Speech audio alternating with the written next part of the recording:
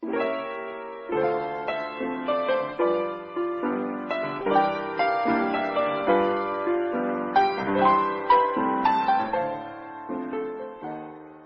and welcome to the Old Time Radio Hour. I'm your host, Justine Ward. Each week we bring you a treat from the golden age of radio. This week we celebrate Father's Day. It's a special day for the Old Time Radio Hour because for many years it was a father-daughter collaboration. My father, Gene Ward, started the show decades ago and then in 2012 turned it over to me. He checked every episode until his death at the age of 98 in 2025. I dedicate this Father's Day themed show to my dear father, Gene Ward. First, let's have Father Knows Best as the family tries to show Father some appreciation on Father's Day. Father Knows Best, Father's Day Fishing Trip, first broadcast June 15th, 1950 on NBC. Mother, is Maxwell House really the only coffee in the world? Well, your father says so, and your father knows best.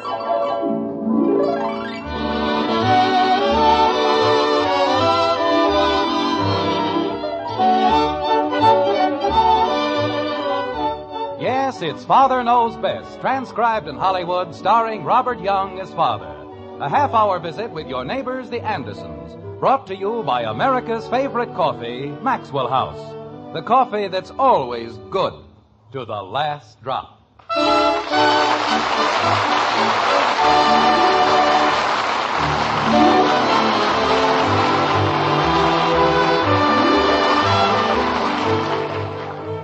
It was Oscar Wilde who said, "Children begin by loving their parents. As they grow older, they judge them. Sometimes they forgive them." There, in a very small nutshell, is the very foundation of what has become probably the least important of all American celebrations, Father's Day. Now, you may think that Father's Day is merely a time for the presentation of neckties that Father won't wear, socks that Father can't use, or books that Father hasn't time to read. But in Springfield, in the white frame house on Maple Street, the Andersons have an entirely different conception of the day, like this. Jumping creepers, why does it have to be on Sunday? Betty, I think that's a very selfish attitude. After all your father has done for you. But I'm going to buy him a necktie. Why can't we just polish the car or something? I don't mind spending Father's Day with Daddy. You keep out of this. Betty? Well, she doesn't have anything else to do anyway. I do, too. I can do lots of things. Mother, I have a date with Dick Andrews, and I'll have to break it. Why can't we just polish the car or something? I can go over to Patty's and play, or I can look at Jimmy Woody's television. Kathy, we're going to devote the entire day to your father. I know, but Betty said I didn't have any place else to go, and I do. Because I can go over to Patty's and play, or I can... Mother, everybody else buys their father a necktie or socks. Why do we have to be different?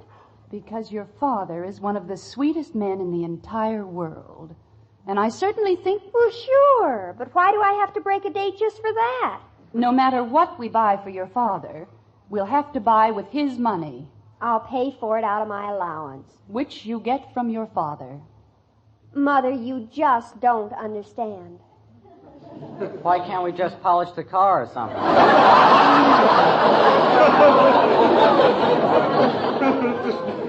Bud, the car is less than a week old, and your father has already polished it 4 times. Well, this time we can do it.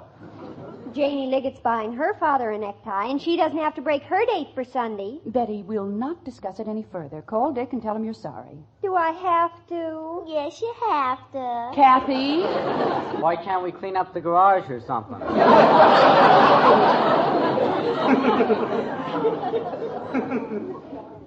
Betty, go in and call Dick. Oh, pooh. Just because it's Father's Day, I have to ruin my whole life. Cleaning the garage would be a good Father's Day present.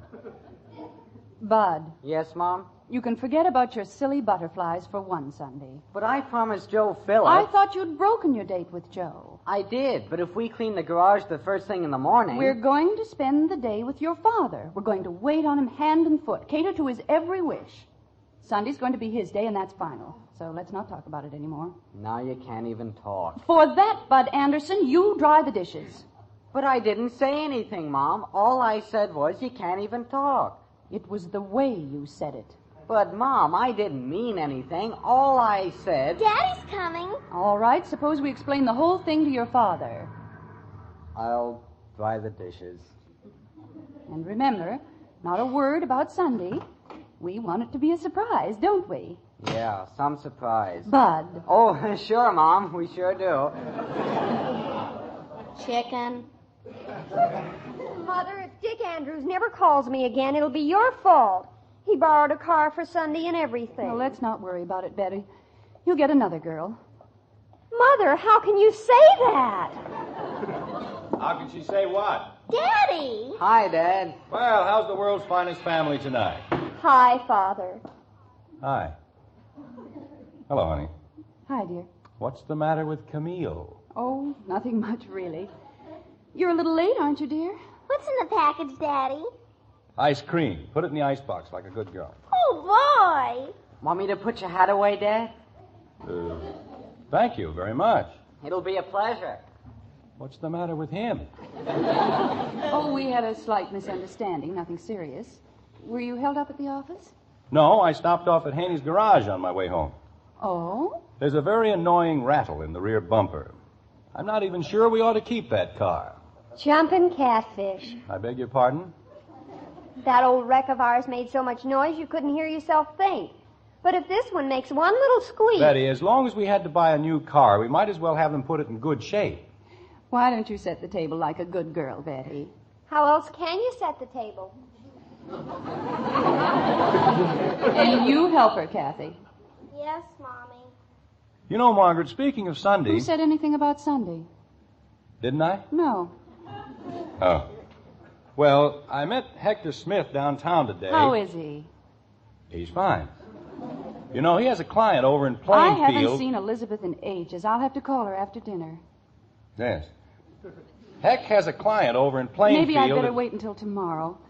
We'll have such a lot to talk about. Margaret, will you please let me tell you about Hector? Why, of course, dear. Go right ahead. All right. Try to tell a woman anything, it's just like... what was I talking about? Plainfield, dear. Oh.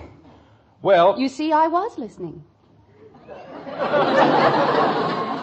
Yes. Even if you weren't. Margaret.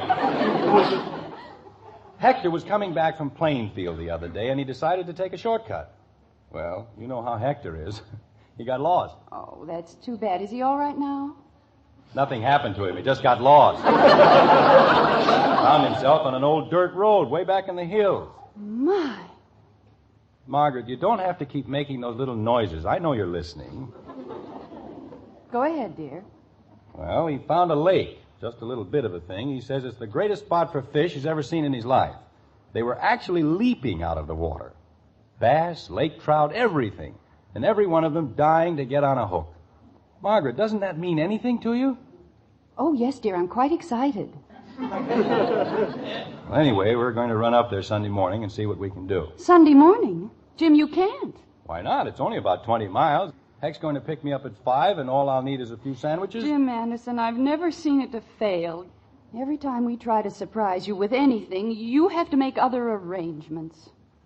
My birthday's in February. Sunday is Father's Day. Oh, that thing. Betty and Bud broke their dates just so they could spend the day with you. They didn't have to do that. But they did. We had the nicest day arranged for you. We were all going out for dinner. Then we're going to a picture show, one I know you'd want to see. Honey, doesn't it make any difference that I'd rather go fishing? I don't care about Father's Day. Well, we do. We want to show you how much we love you. And we want you to have a good time. I know what you mean, Angel, but if I'd rather go fishing... Jim, you're being very selfish about this whole thing. Because I want to go fishing. What's selfish about going fishing? I'll answer it. When a whole family decides to give up its pleasure for an entire Sunday, the very least you can do... Is give up mine. Is that what you mean? No, I have another idea. How would it be if we went with you? Margaret, you wouldn't like it up there, believe me. It's not the place for women and children. It's a wild little lake in the middle of nothing. Daddy, it's Mr. Smith. Well, come on in, Hank. We're in the kitchen. If Elizabeth and Billy wanted to go, I'll bet Hector would take them. I bet he wouldn't. Nobody would. When you go fishing, you fish. No place for a family. Am I busting in on anything? No, of course not, Hector. Come in. Hiya, Margaret. Gosh, I haven't seen you in a dog's age. Hank, will you explain to Margaret that families don't go on fishing trips? Why don't they? What? There, you see? Hank, come on outside. I want to show you the new car. You showed it to me this afternoon. Well, I want to show it to you again. What for? Come on, Hank. Oh, you wanna... I'll see you later, Margaret. Don't you dare let him change your mind, Hector. I'll be right out here if you want me, honey. All right, dear. What the heck's the matter with you, Hank? Nothing. Why? You know what happens if you take a bunch of women and kids on a fishing trip? You catch nothing. Yeah, I know, but look, Jim. Any self-respecting fish wouldn't come within 10 miles of us. Especially if you got a peek at Kathy. Jim, I'm not arguing with you. You're absolutely right, but... Then why did you make a crack like that in front of Margaret? Well, to tell you the truth, Jim, if I can't take Elizabeth and Billy, I can't go. Oh, no. Yeah, they had something all arranged for Sunday. It's Father's Day. Billy broke a date. They're doing it all for me. Oh, I don't know. Hank, is that lake as good as you said it was? Oh, it's terrific, Jim. I've never seen fish like that. I'm telling you, in 5 minutes, I saw 20 of them jump out of the water. Gee, I hate to give it up. Well, let's go. With Elizabeth and Billy and Margaret and... Jim, it won't make any difference. These fish are so big, nothing'll scare them. Not even Kathy? Not even Kathy. Well, okay, we'll try it. We better take both cars, huh? We'll have to. Leave around 5? Okay. Yeah, well, I gotta go home now. Tell Margaret I said goodbye, will you? You bet. Oh, Hank. Yeah? Happy Father's Day. Yeah.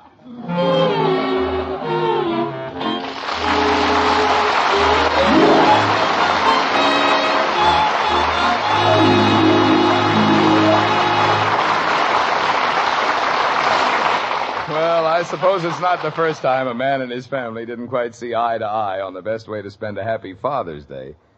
Here's a point, however, everybody agrees on. When it comes to a cup of coffee, you and I and the family next door all look for one thing: flavor. We want the most in flavor for every penny we spend. And extra flavor is just what you do get in our Maxwell House coffee. That wonderful good to the last drop flavor no other coffee has to offer. No coffee but Maxwell House. And there's a good reason why. It's our recipe, the only recipe on this green earth for that good to the last drop flavor. It calls for certain fine varieties of coffee to be blended together just so. It's the one way, the one recipe for that famous Maxwell House flavor. That wonderfully good flavor that's made our coffee America's favorite brand. That's why you find so much more enjoyment when your cup is filled with Maxwell House coffee. So next time you bring home a pound of coffee, make it that familiar blue tin of our Maxwell House. For more flavor, for your money's worth and more, start enjoying coffee that's always good to the last drop.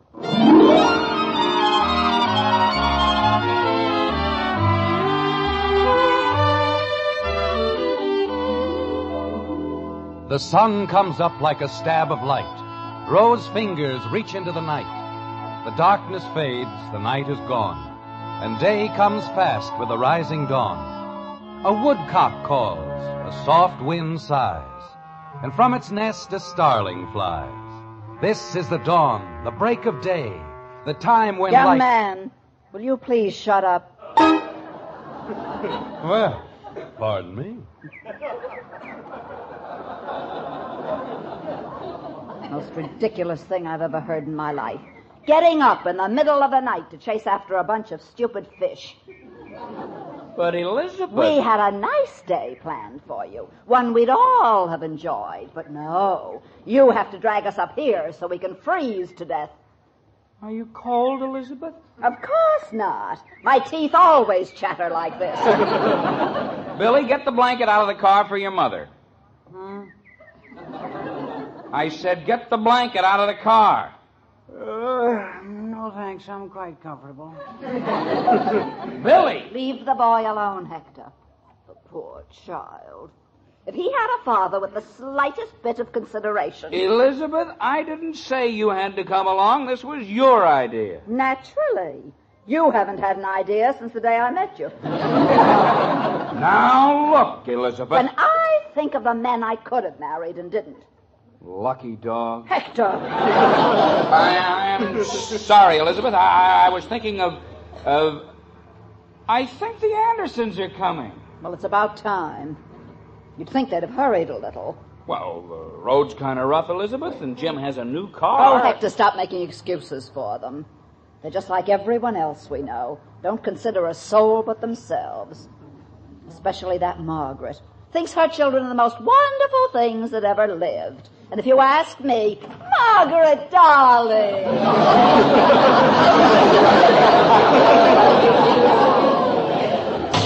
Elizabeth, we're awfully sorry. Hi, Hank. We thought you were lost. I'm awfully sorry we're so late, Elizabeth. Oh, Angel, we hadn't even noticed it. We had to stop on account of Kathy. Her hat blew out of the car, and we had an awful time finding it. Hi, Billy. Billy, wake up, dear. Betty is here. She is? Oh, hi, Betty. Hi. Say, this is quite a spot, Hank. Yes, sir. It's all right. Jim, I saw a bass, so help me, it was that long. You're kidding. No, I'm not, Jim. Well, maybe that long. Hey, there. Did you see that one, Jim? What did I tell you, huh? Where? Right there, near the dock. I don't see anything. Jim, you weren't looking in the right place. Well, what's the difference? The place I want to see him is on the end of my line. Got all your stuff, Heck? You ain't just a woofin'. The greatest assortment of fish persuaders in the world. And it's all on the dock waiting for Papa. Hector, where are you going? Fishing, why? You'll do no such thing. There's a little thing like breakfast that comes first. Breakfast? Oh, honey, We haven't any time for breakfast, Elizabeth. It's practically 6:30. Jim, Elizabeth's right. My lands, I've got all that food to take out of the car. I'll get it, Elizabeth. I'll get it myself. You just build a fire. Honey, if we build you a nice big fire, then is it all right if we go fishing? After you've had your breakfast. Wait a minute. How about the kids? Why can't they build a fire? Hey, where'd they go, anyway? Kathy? You want me, Daddy? Where's Bud? He's under a bush. What? Jim, do you have to shout so loud? How else can I shout? Kathy, what's he doing under a bush? He's sleeping. Well, wake him up. Why? Because it's time for breakfast. Breakfast? You want me for breakfast, Dad? I figured that'd get him. Hey, what happened to Billy? Betty, Yes, Father? where's Billy? You want me, Mr. Anderson? What are you doing over there? Just watching the lake. Well, let Betty watch it for a while. Alone? There's nothing to worry about. Nobody ever steals a lake until after breakfast. Hiya, Dad. What's cooking? Nothing yet. Get some wood. You said it was time for breakfast. Bud, we've got to build a fire. Get some wood. Where? You know, Heck, at this point, our ancestors are probably spinning in their graves. Where? Well, gosh, what do I know about getting wood? Jim, you're only confusing the boy. Bud, you see that tree? You see all those trees? That's wood.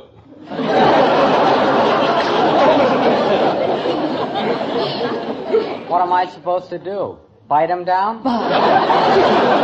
Oh, holy cow, Mom. Bud, go into the woods, pick up dead branches, twigs, anything that'll burn, and bring them back here. There's nothing complicated about that, is there? I guess not. And stop scratching. But I itch. I said stop scratching and get going. I told them we ought to polish the car. Now I gotta make like a beaver. You want me to go someplace, Mr. Anderson? Well...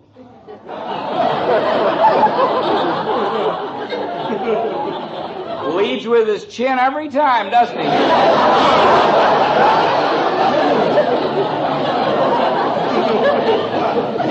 Billy, we have a slight problem. Oh? We are faced with the task of providing heat without fuel. Well, you don't say. You know, we had the same thing once in a physics exam, and it's a cinch. Friction. That's how you do it. Now, you take two bodies... Billy, shut up and get some wood.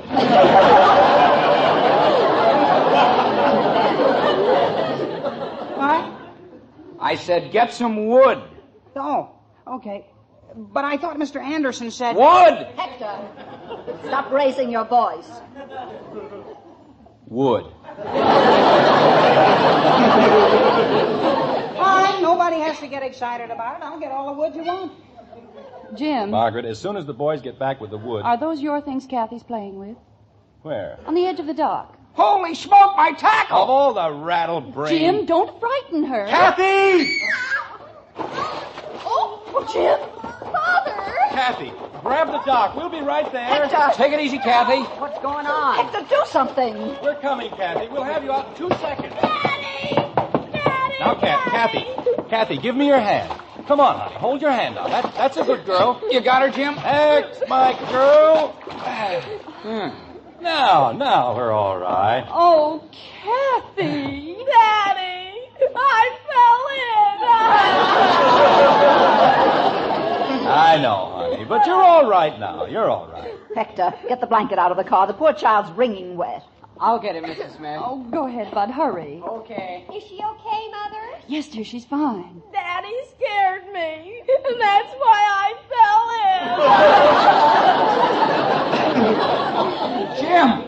Jim, look at my stuff. It's gone. Jumping Jehoshaphat. fell in! I was trying to catch a fish, and you scared me! It's all right, baby. Margaret, take that child up to the car immediately. She's got to get out of those wet clothes. Oh, thank you, Elizabeth. I can't even think straight. Of course, her father is much more concerned about that smelly old fishing tackle. Men. I don't know why they ever invented them anyway.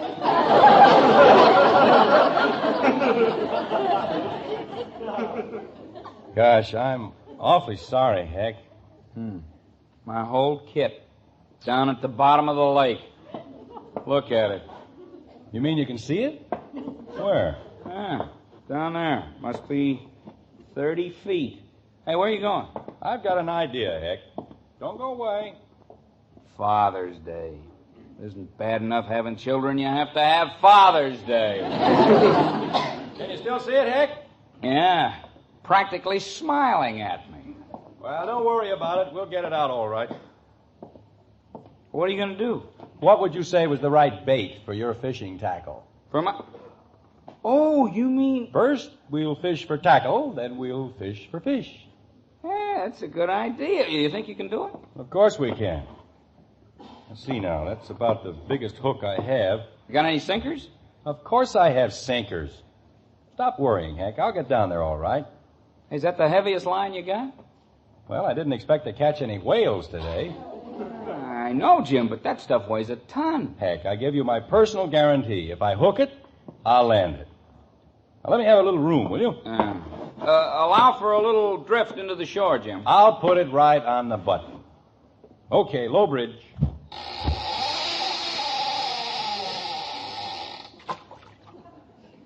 Nice casting, huh? What'd you have to put away out there for? So I can drag it across. Now leave me alone, Heck. I know what I'm doing. Well, good morning, men. Having any luck? Sure, all bad. Can you see it, Heck? I think you're too far to the left. Well, maybe I can pull it over. Doing a little bottom fishing, eh? Look, fella, we're busy right now. We got troubles. Come back some other time, huh? Okay. Just a minute. Come on, Jim. We haven't got all day. Take it easy, Heck. He might be a game warden or something. You wouldn't happen to be a game warden or anything, would you? Me? Oh, no. I'm not a game warden. Because if you are, we've got our licenses and permits and things like that. Yeah, we don't worry about those things up here. Oh. This wouldn't be a private lake, would it? Oh, no. Not a private lake at all. You know, for a minute you had me worried. No, it's nothing like that. This is a government fish hatchery. Oh, no.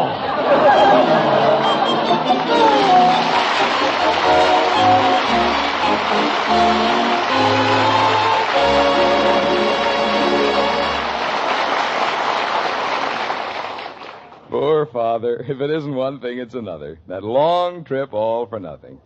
Just goes to show it always pays to look before you leap. On that score, when it comes to buying a pound of coffee, it always pays to look for flavor.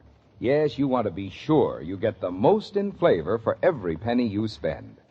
And that's just what you do get in every pound of our Maxwell House coffee. An extra measure of flavor. That wonderful, good to the last drop flavor no coffee but Maxwell House gives you. We're proud as can be of that famous flavor. It's the big reason why more people buy and enjoy our Maxwell House than any other brand. And today, as always, you can count on it every cup you pour.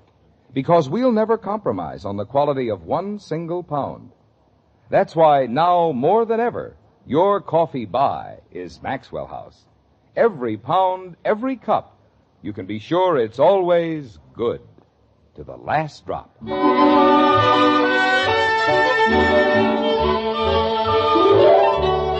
Once again, it's breakfast time in the White Frame House on Maple Street.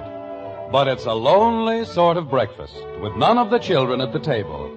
Just Margaret and Jim, two lonely parents, discussing the disastrous effects of Father's Day, like this.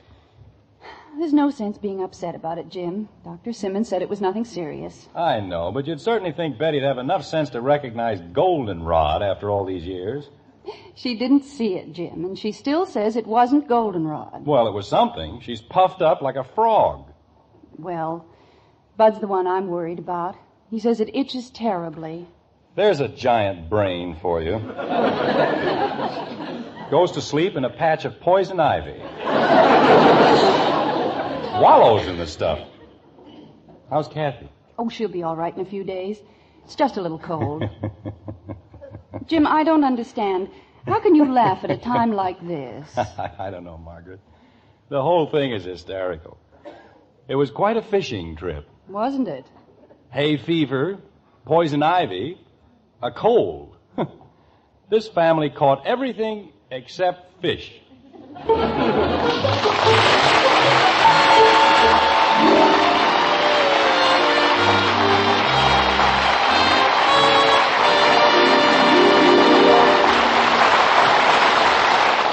The instant coffee with a famous flavor. That's Instant Maxwell House, the happiest combination in coffee.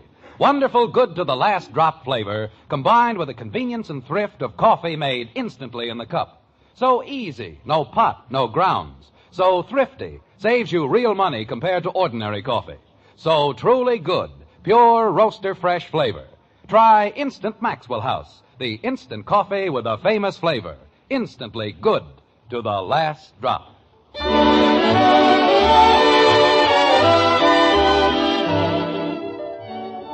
Bob, I have a duty to perform right now, which gives me a great deal of pleasure. We were all quite thrilled when the National Father's Day Committee named you Screen Father of the Year. Well, this is the committee's medal, and they've asked me to present it to you with their blessings and warmest wishes.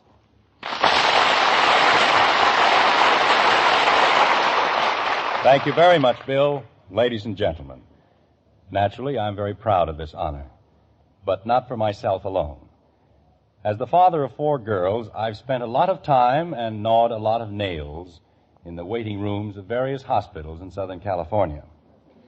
Now, to prospective fathers who are wearing themselves to a frazzle, pacing endlessly up and down in hospital corridors all over the country, I have a most reassuring message. Fellas, you see, they do give medals to fathers. Thanks again, Bill, and good night.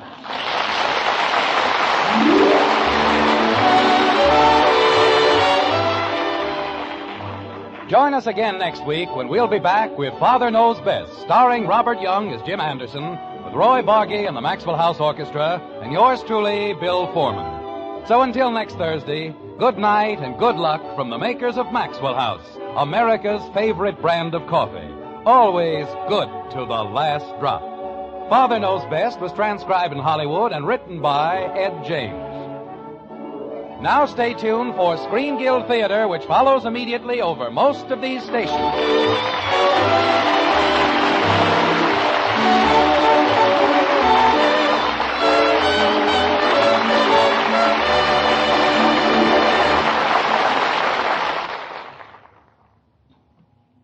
Stay tuned for Screen Guild Theater, next on NBC.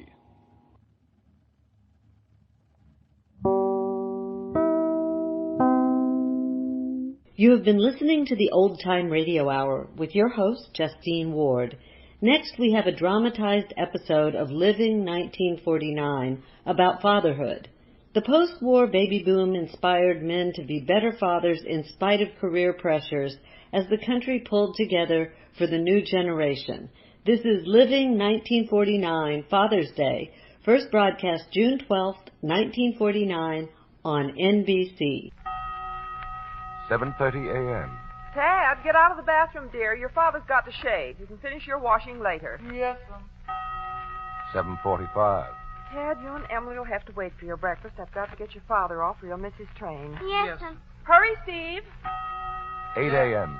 Dad, couldn't you please somehow come to school today? Because... Daddy, Tad feels awful Goodbye, bad everybody. about... Gotta go. Bye, Daddy. Who is this man running from his house, his family, running to his job? To his job. He's running away from the biggest job a man ever had.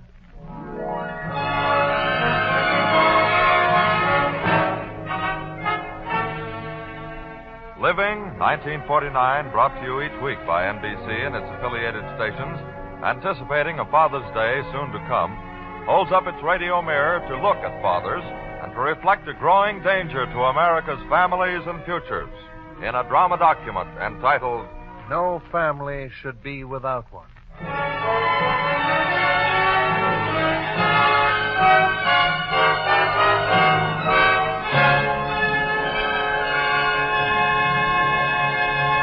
Your narrator, Ben Grauer. Greetings, America.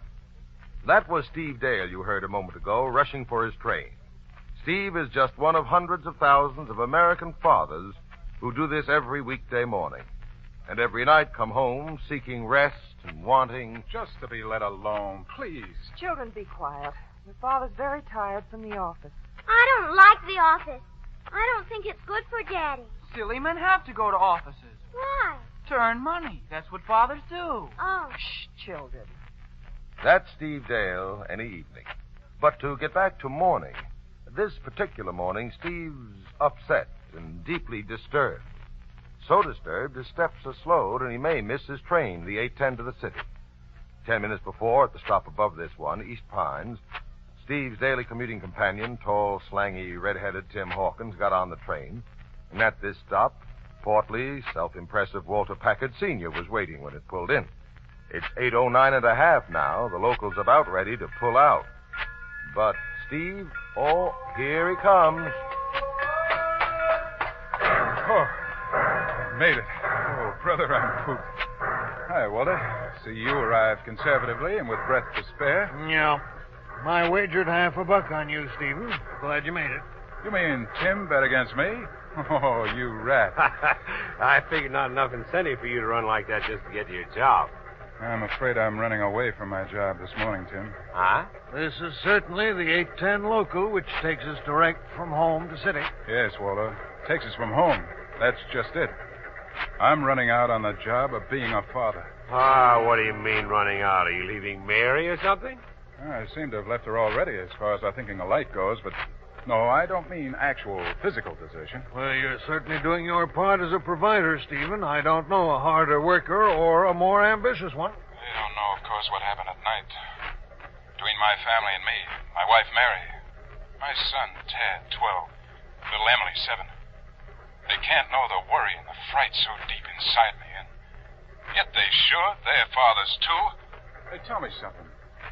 You fellas have families. Ever disappoint your kids? Never. Make it a point. Allowance on the dot every Saturday. Make it a point just before I go off to the club for my golf. What do kids do with their allowance, Waller? I don't know. It's his money. No, I don't mean exactly allowances when I say disappoint.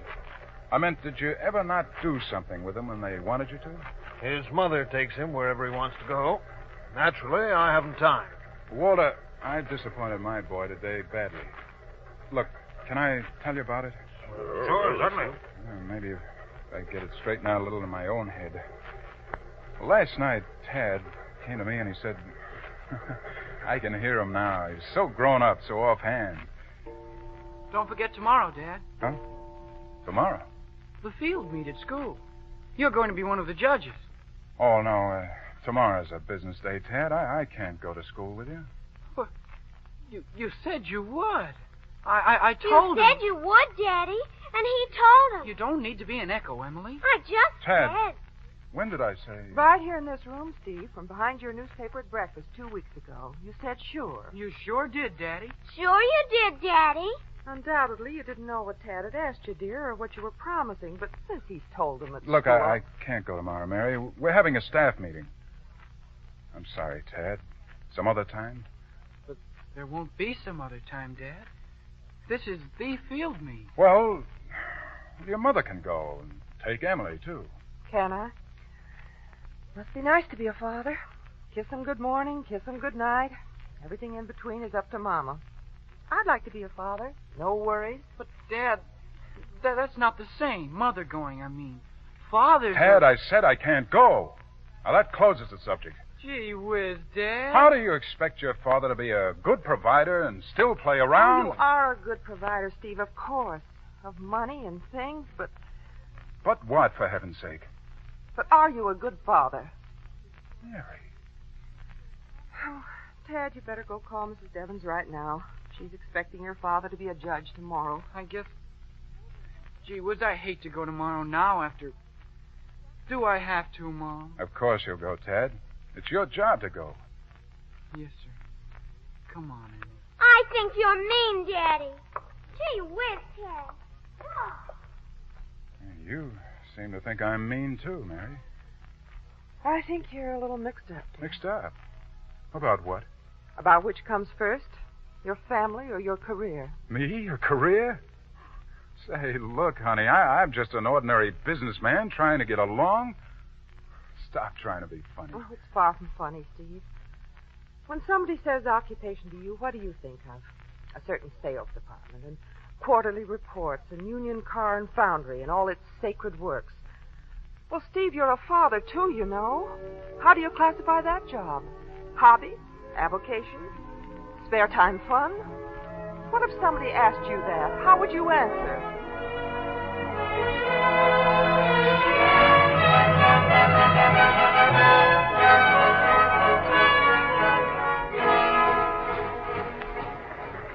Well, fellas, I'll admit that made me a little mad, but it also set me to wondering, what are fathers worth? This morning, I couldn't think of anything more to say to Tad, so I just ducked out and ran. Emily came to the door and called after me. Daddy, I know why they call Daddy Father. Why, Emily? Because you're always going farther and farther away. Farther and farther and Brother, farther that didn't help. That put the topper on it. Farther and farther away. I heard it over and over as I walked. Slowed me up enough, that and the worry, so I nearly missed this train. This train that's taking me even farther away. You think you're running out on being a father just because you aren't going to Tad's field day? Why, it's ridiculous, Steve. My son, Walter Jr., goes to that school. He'll be in the field meet. I'm not going, and I'm not worried. Did he ask you? Well, his mother's going. Oh, well, look, it isn't just today, Walter and Tim, or the field meet. This thing is every day. The morning rush, before they're up sometimes. The evening collapse. Let Daddy alone. Run along, kids. Relax, boy. Relax and forget it. Kids don't need a father nowadays, anyhow. They got schools and clubs and mothers. We fathers, we're a vanishing race. Well, you're in a new species, anyhow. Huh? Oh. I beg your pardon, sir? I beg yours. I'm a stranger to you gentlemen.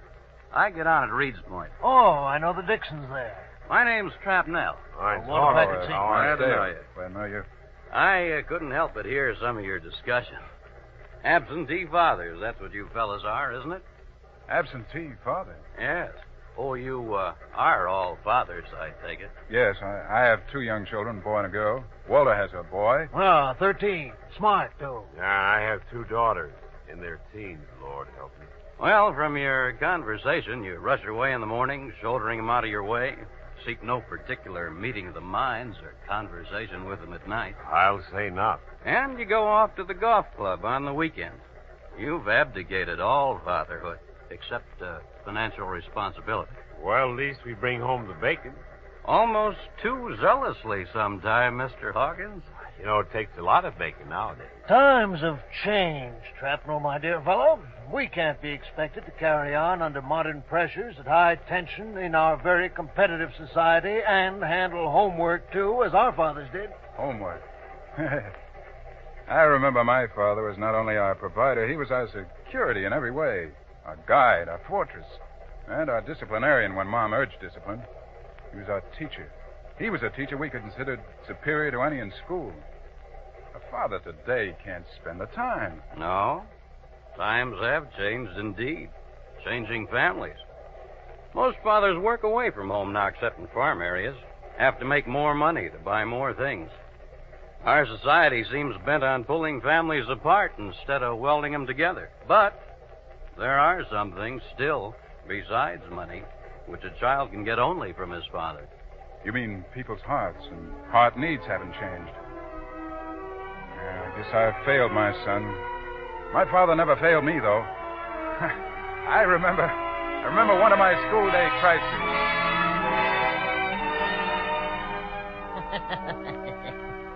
Oh, Stevie, don't bite your tongue clear through, and don't look so desperate, sonny. Nothing a school teacher could think up, be she pure devil, could be as bad as the way you're looking. No, Pop? Well, listen to this problem.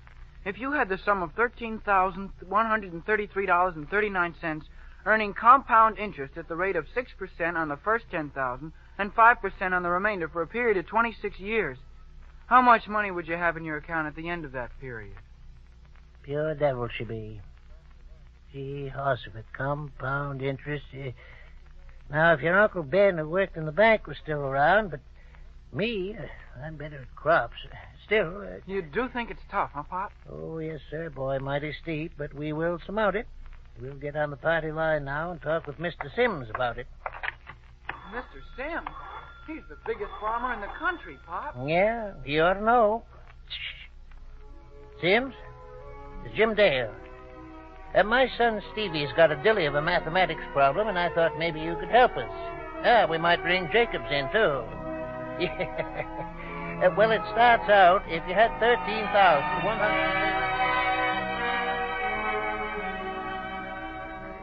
You know, and I never forgot that. The big men of the neighborhood called in by my father to help me. I grew an inch overnight. I guess I sounded then to my father back in those days, just like my son sounds to me now. You know, he asked me the other night... See? Here, Dad. This is a kind of rugged problem in fractions. Could you help me cope with it? And did you sound to him as your father did to you when you answered? No, I said, run along, Tad. I've been working hard today. Well, you had. Trouble is, families don't understand about our job. That's true, and it's a shame, Mr. Hawkins. You know, little girls can play house and wife and mother fine because they see their mother at work. But boys, they don't know what office is like. Take them in sometime. Show them around. What? Impress our children with filing and dictation, sir? It impresses you, doesn't it, Mr. Packard? He has you there, Walter. I knew all about my father's job. In and out of season every day, no matter what. My father took me into his confidence.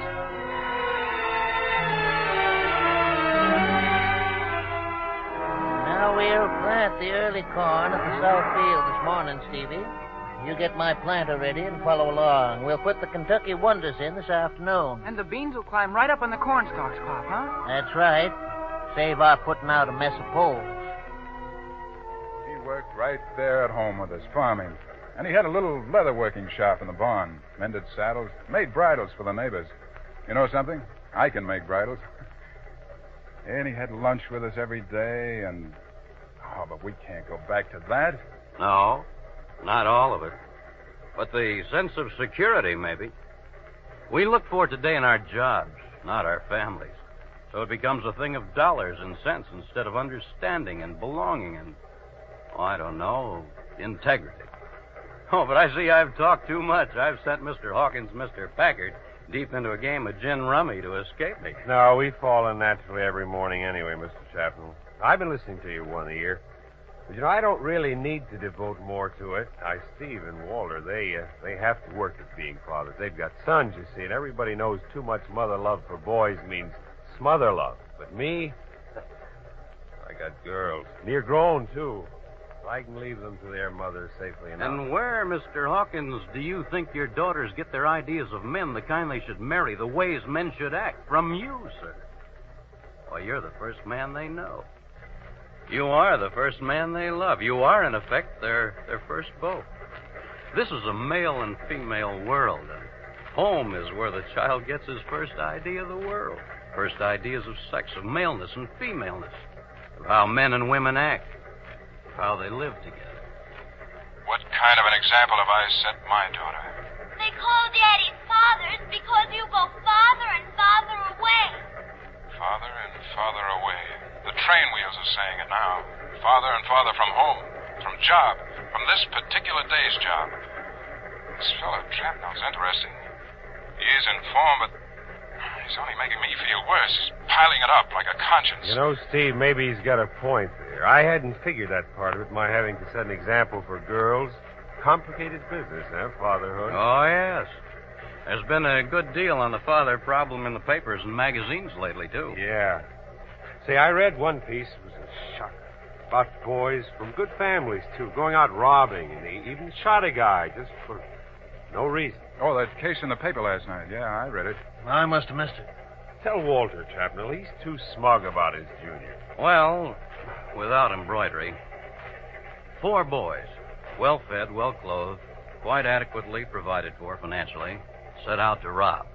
And kill, if necessary, to assert their importance. 3 of the boys received little affection from their fathers. The 4th boy rarely saw his father. He was overwhelmed with mother love, smothered, as Mr. Hawkins said. They shot a man in cold blood, the first one they could find on an unlighted street to test their nerves and guns.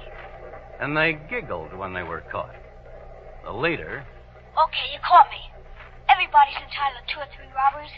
I liked it. All the other fellas were doing it. He sounded old and tough. He was 12 years old. My Tad is 12. Well, my boy's 13, but that story doesn't worry me. It doesn't touch me. I know everything my son does. And thinks, and plans, and wants to do? How can you, Walter, when you spend so little time with him? How can I? Can any of us really know? Look, suppose instead of that poor, lost, swaggering juvenile delinquent. Okay, you caught me. Everybody's entitled to 2 or 3 robberies. I liked it. All the other... Suppose it was my Tad. The other fellas were doing it. I fooled my old man all right. He didn't know the score. He could say it. It could be true for him. Oh, don't be so emotional over these things, Steve. They're things of emotions, Walter. Heaven I only... set Walter Jr. a good example, and when? I can... Yeah. Those girls in that city down south, 14 years old, ran away from home, went to Washington to pick up men. That shook me. I read that. When the police traced them and told them their parents were frantic with worry for them, they said, "To heck with them. If you take us back to them, we'll just do it again." What about my little girl? When she grows up, when she's 14, will that little voice that called out, Daddy, I know why. growing older, will that voice ever say, "To heck with them. We'll just do it again"? fatherhood can be a terrible thing? I wish I were a father. Must be wonderful. No worries. Still, I don't imagine the kids miss us very much. They certainly don't seem to think much of their fathers.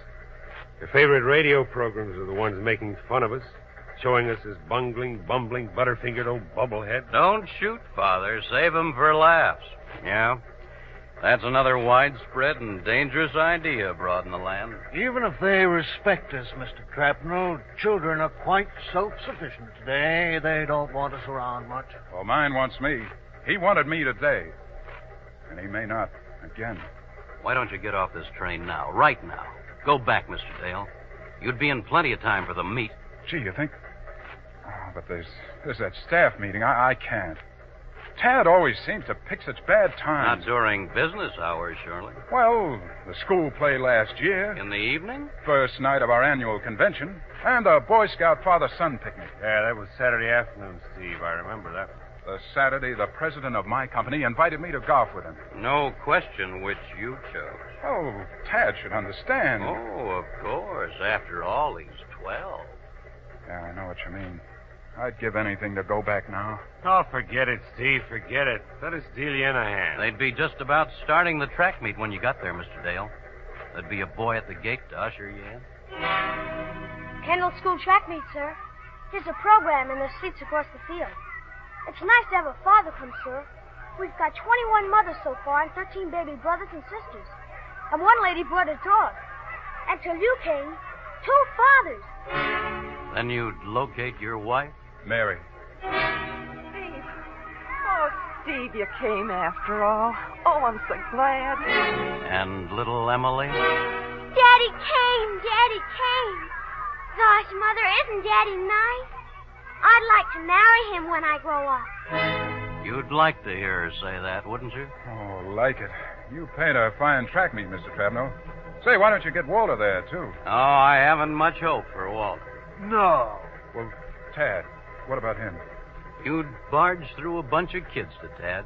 He'd look up. Dad! Oh, gee, gosh, Dad!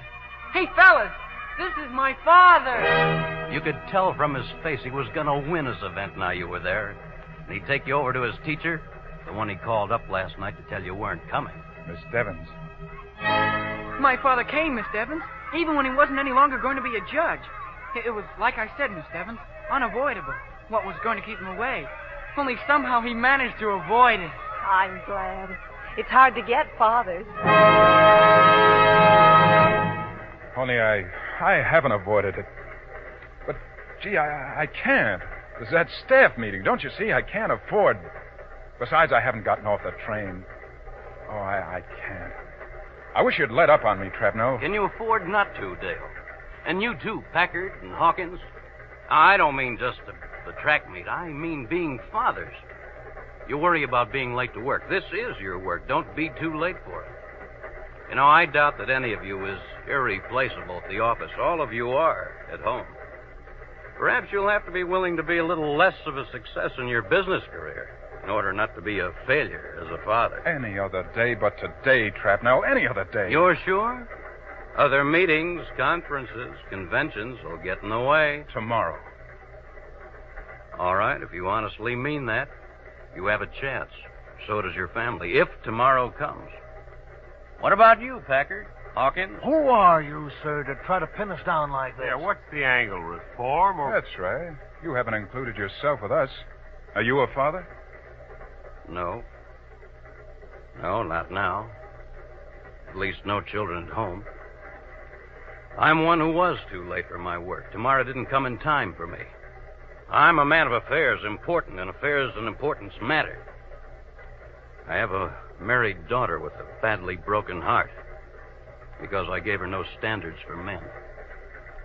I had a son, 16, who shot himself because he wasn't brilliant, felt unloved. Gosh, Trabner. Sorry. Yeah, sure. You have time. You have evenings. Don't refuse all of them to your children just to be let alone. You won't always want to be let alone. You have weekends. Don't spend every one just in adult fun. You have dinner time for conversation. You have bedtime for stories and confidences. You have less time than your own father had. So make better use of what time you have. Now, from here on out, Trapnell, believe me, being a father is my business.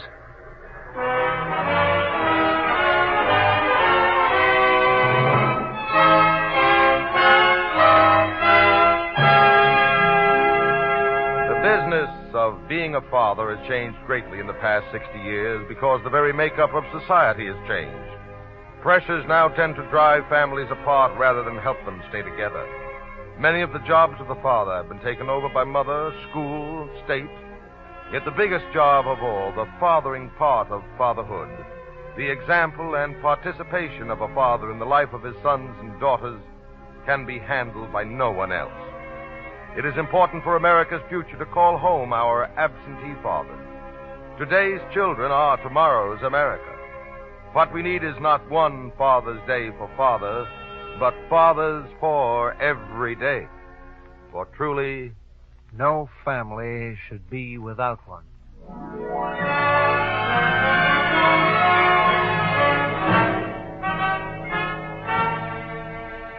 Living 1949 is prepared and presented for the University of the Air by an NBC special program staff under the supervision of Wade Arnold. Dorothea Lewis wrote this script.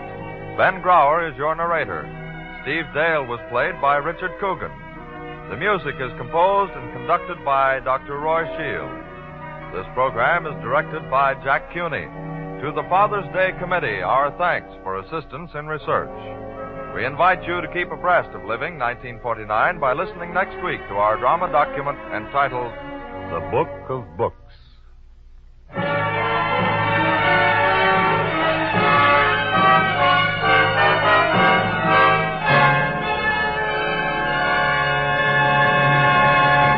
Remember the new time for the NBC Symphony tonight.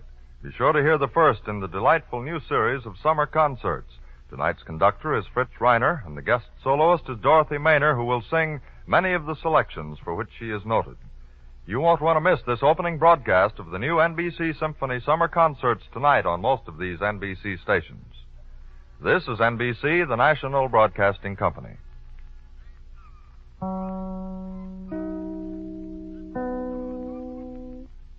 The Old Time Radio Hour broadcasts weekly over the World Wide Web with over 500,000 downloads. You can subscribe at no charge through Apple Podcasts, Podbean, or RSS. Thank you for listening. We hope you can join us again next week for another hour of classic radio entertainment. Until then, this is your host, Justine Ward, saying so long for a while.